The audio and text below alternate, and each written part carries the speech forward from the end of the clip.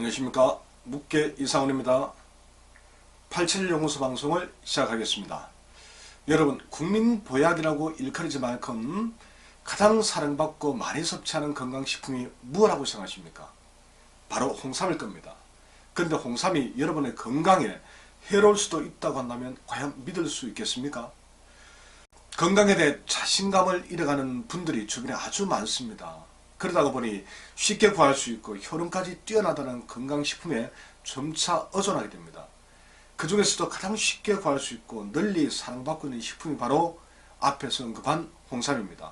하지만 제 입장에서는 얼마나 많은 사람들이 홍삼의 효능은커녕 오히려 부작용 때문에 건강이 더 상하지 않을까 하고 솔직히 걱정이 더 앞섭니다. 천하의 명약도 때에 따라서는 독이 될 수 있습니다.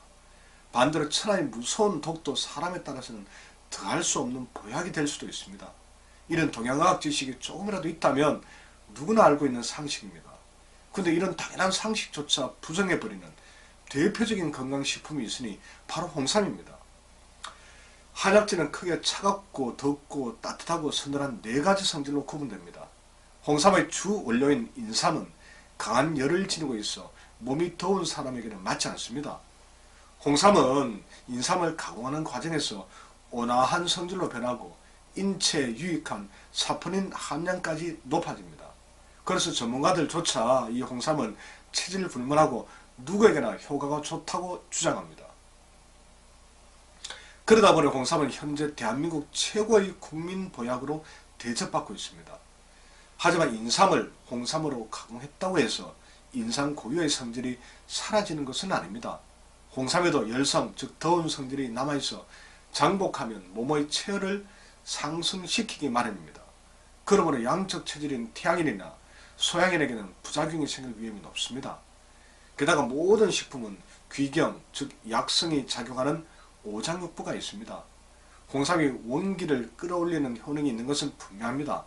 하지만 폐의 기운을 끌어올리고 간의 기운을 약하게 하는 성질이 강하다는 사실을 반드시 알고 있어야 합니다. 그러므로 홍삼은 평소 목소리가 큰 사람들인 폐의 기운이 강한 체질에는 맞지 않습니다. 왜냐하면 폐를 더 강하게 해서 인체 균형을 무너뜨리고 약한 간은 더욱 약하게 만드는 부작용이 생길 수 있기 때문입니다.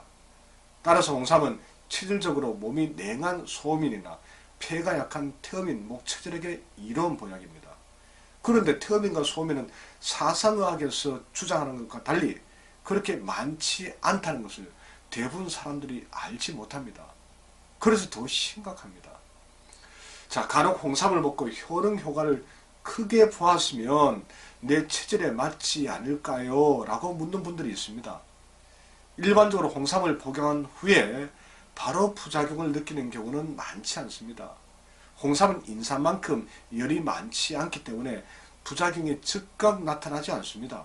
오히려 복용 초기에는 기운이 들고 기운이 생기고 몸이 따뜻해지면서 소화가 촉진되는 효과를 볼 수도 있습니다. 대부분 다 그렇습니다. 그래서 나는 역시 홍삼이 몸의 이론, 태어민 또는 소민이 맞아라고 생각하실 수도 있습니다. 이처럼 초기에는 누구나 다 효과를 보기에 그래서 홍삼이 더 위험합니다. 서서히 증상이 나타나기 때문에 대부분 홍삼의 부작용을 인식하지 못합니다.